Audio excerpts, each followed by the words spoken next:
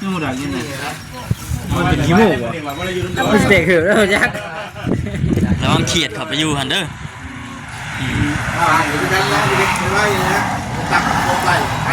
มีเพลงไหนละขึ้นมามื้อนี้บอก นี่จ้ะคนนี้ว่าพระเจ้า แม่นบอก โรงเรียน จะหน่อยกันไปปะแล้วจะหน่อยกันเลย ไปเฮาเดินทาง ไปเลยป่ะ ไปเลยป่ะ ยังไปเลย ไปแล้ว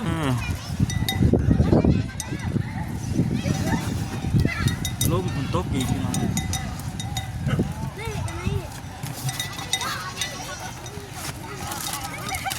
ต้องทำให้เปื่อยแก๊สมันสุดเปื่อยไปเลย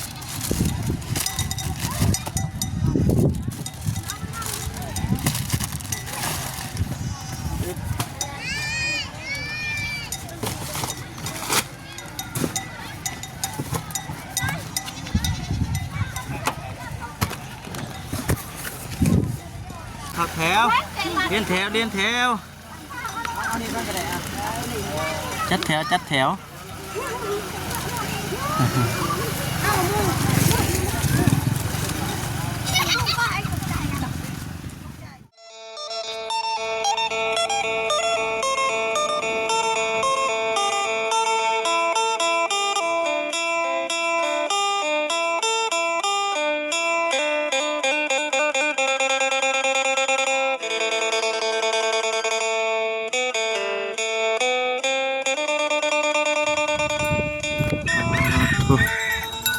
คืมพี่น้องเลยนอนมื้อนี้ก็ได้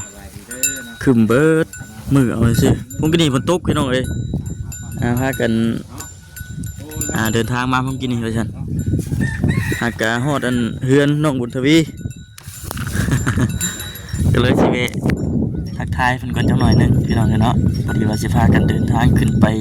เซปูนไปกับทางนั้นพระอาจารย์เพิ่นพี่น้องเพิ่นคอยตามหลังมาอันนี้ก็เลยเวะทักทายให้กับอีซีได้เบิ่งก่อนว่าซั่นเอาก่อนอื่นก็มีแต่ว่ากราบทักทายสบายดีเด้อพี่น้องเด้อเนาะทักทายสบายดี FC กันเบิดสุขคนพี่น้องเอ้ยพบเจอกันอีกคือเก่า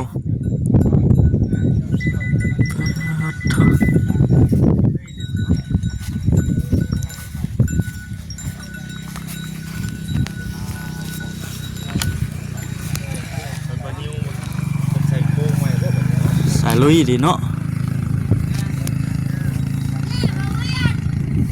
ไว้ได้เลยหยิบได้วะ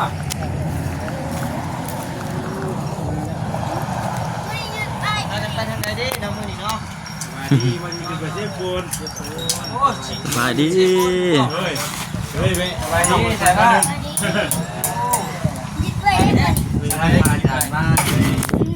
เฮ้ยขึ้นมาเซฟโฟนหมูกระทะกินเบิ้ลหรือว่าหมูกระทะนะมาดิน้องไปเด้อเราใส่บ้า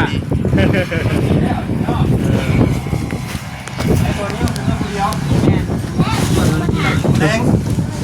ไทยก็น้ำน่าจะสำเร็จได้พี่น้องเนาะ2 มื้อบ่ครับเลยเราเรียกกันหมูกระทะเนาะอยากทำยูกันไปเลยแม่นแล้วอาจารย์แม่นมึงไปยักไปเดินไปเลยลงบอกเดินทางก่อนเดินทางก่อนให้ได้เดินก่อนก็ได้เนาะไปทางไหนสิบูนก็กลับบ้านไปนานเราบ้านจะได้อยู่น้ำบ่ไม่ไอ้ไปใช้คุณเผาช่วยงูพุ่งเตะก็แจ้งมาคิดเพิ่งนี่เนี่ยเพื่อนใส่ว่าเนาะมันจังหวะนึงเนาะเนี่ย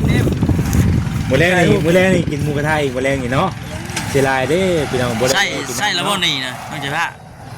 ใส่นี่นะบ่ใส่เลยเป็นนี่ไรเลยใส่แล้วบ่ใส่นี่อันนั้นตัวอีดูจักเมื่อว่าอีทามันยังเห็ดผมนี่คือกูดให้ใหม่อีกเว้นบ่นี่ฮะ จะหึงเร็วใช่ เวียกถนัดคือ กิน กิน คือถ้าเจ้ามันยังใช่ปะ กินเสือช้าง กินเสือช้างมือยากอย่างเลยนะ นี่มันดังยังไงมันเป็นขี้มูกอ่ะมันเตะคือแล้วยักษ์ ระวังเขียดเข้าไปอยู่หันเด้อ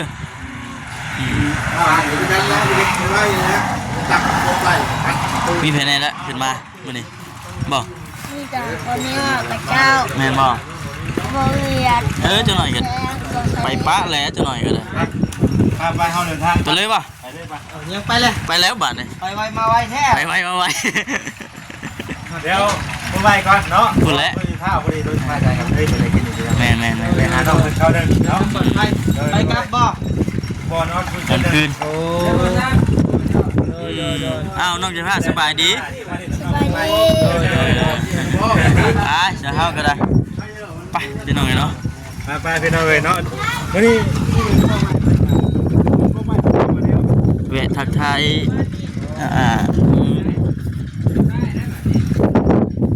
น้องจะพาเพิ่นจักหน่อยหนึงพี่น้องเนาะจะพากันไปบัดนี้เพราะว่าทางพระอาจารย์เพิ่นเดินหน้าไปก่อนแล้วไปอึ๊บ ไปหาเพิ่นซะก่อนเขาเดิน มาพี่น้องเลยต่อกันเลยบัดทีนี้พอดีว่าพากันว่าสิไปพุ่น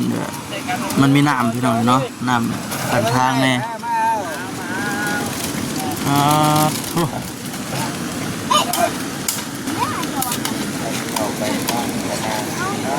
เดี๋ยวนะพ่อเอาไปไป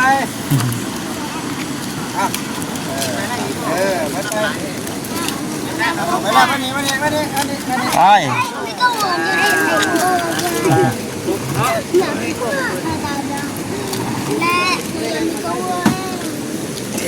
อย่าพากันลูกหินเด้อนะแหงเด้อยันปิวไปเด้อไปน้ำปิวพุ่งลองได้ต้องมีตะปูสักไล่เนาะไล่กันนุ่งกัดนุ่งกัดพวกเขาเนาะ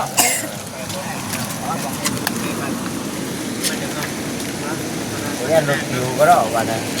คือแล้วมีอย่างวันเป็นอย่างว่าแบบเนื่อนเน่เนาะแล้วมันทักไปบัดนั้นมีอีกหลายอ่างได้บัดนี้เราเสียนชาวท่านไปเนาะมาดีว่าเราเสียนใจถอดตั้งเจนดูนี่บอลกำลังเอาเป่านี่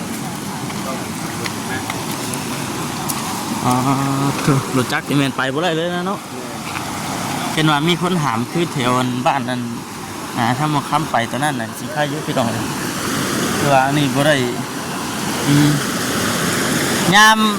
เดือน12แต่ว่าน้ำมากไหลมาตามผู้ตามอย่างนี้เด้อไปเย้ไปเด้อกระจาย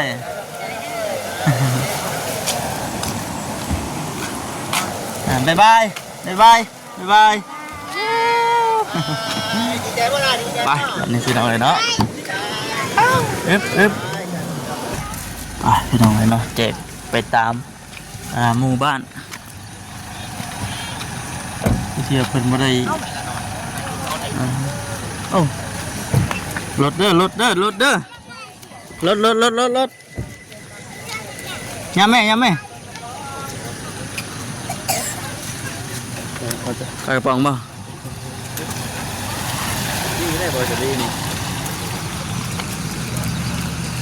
เมื่อยมันแต่พี่น้องเนาะ เละตุ้มเป๊ะ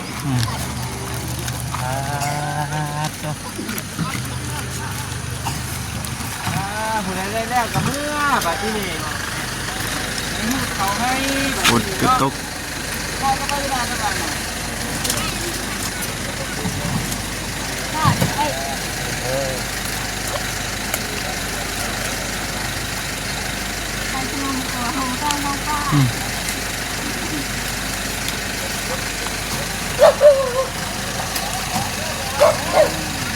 แล้ว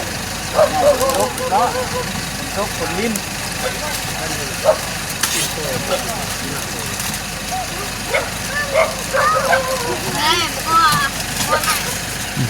ป้าใจไม่ได้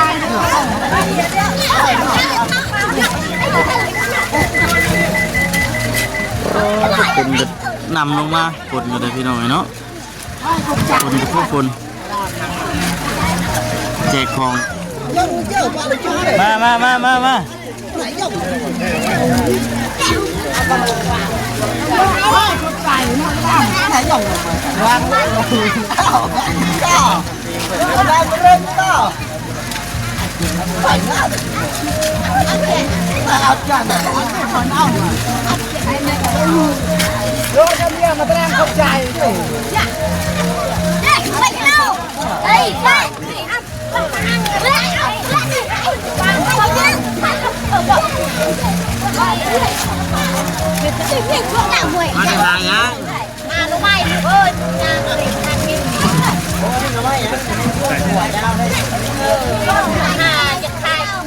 ไปโบ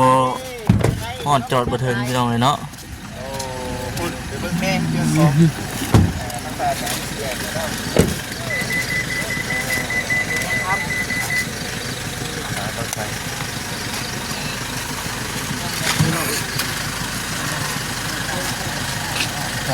การเก่งนะครับ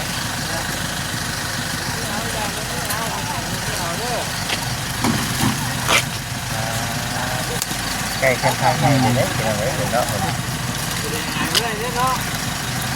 ai một cứ là còn đấy nó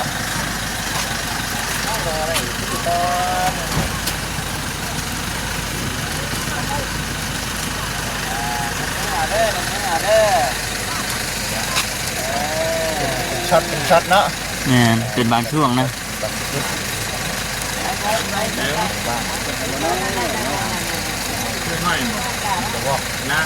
có được không? Người thang mai.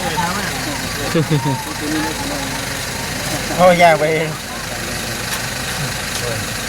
ยืนเบิ่งอยู่ทางนั้นเนาะ Vâng, bò cà ma. บ่กล้าลงมา Cái lưng cá ma bao thằng này. Bà đứa con này đó.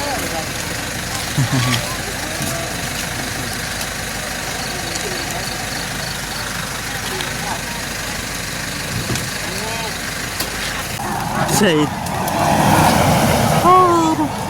หลังมานั่นก็มีพี่น้องหลังมาทางหลังก็มีหลังมามา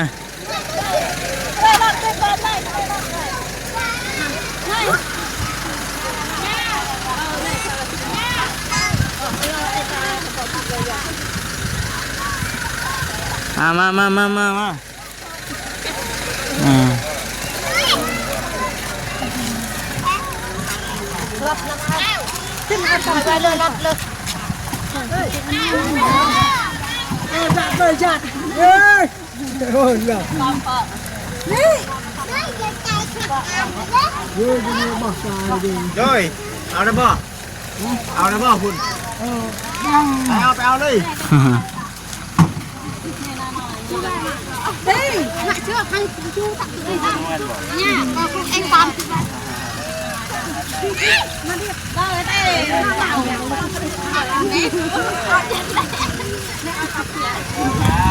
ngay người này ta nó không chú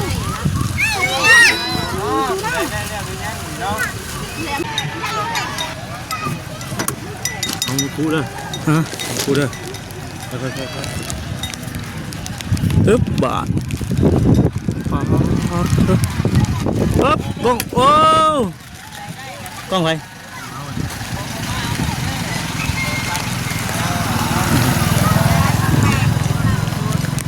đây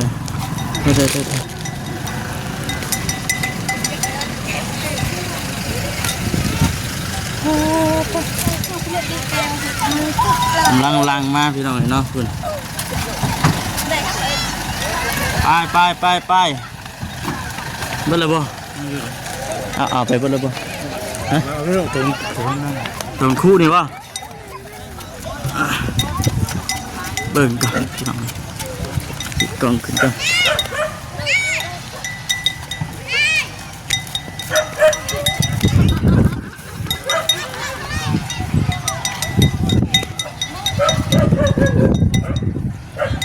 ขึ้นไปเอาอัน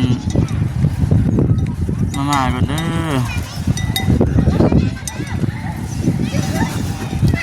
ลมฝนตกอีกพี่น้อง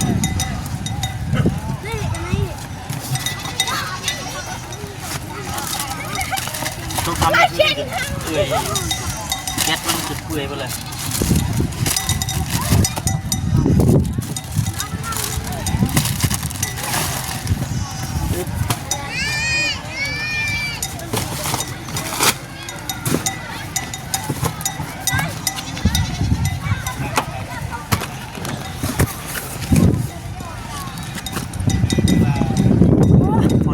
คนบาท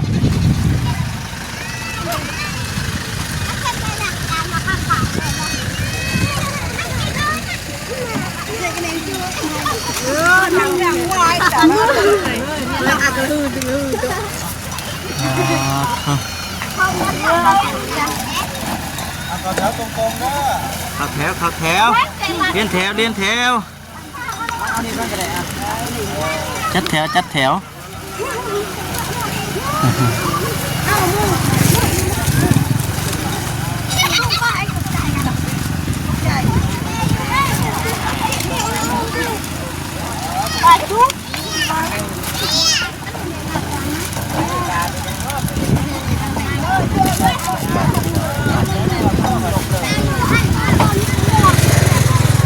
คนหลายได้เนาะกำลังลังมาเพิ่งจะมีพี่น้องเลยเนาะจะรถได้เปลี่ยนนะเพิ่งกำลังลังมากับมีพี่น้อง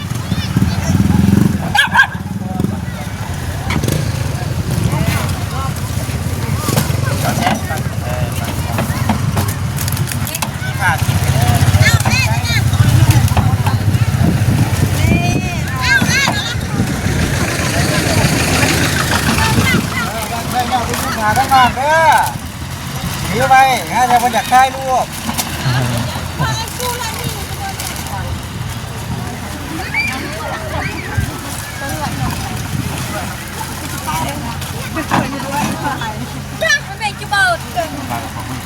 ไป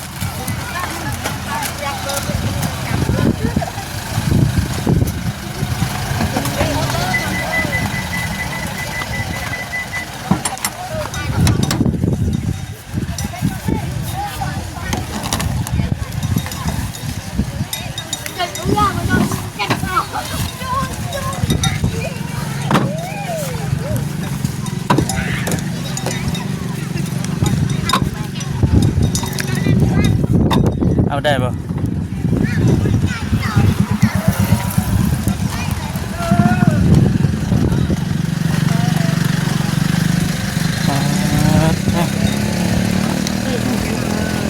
มาจุดคนเลยนะเอาแล้วได้แล้วบ่ขอบใจมันด้วยบัดนี้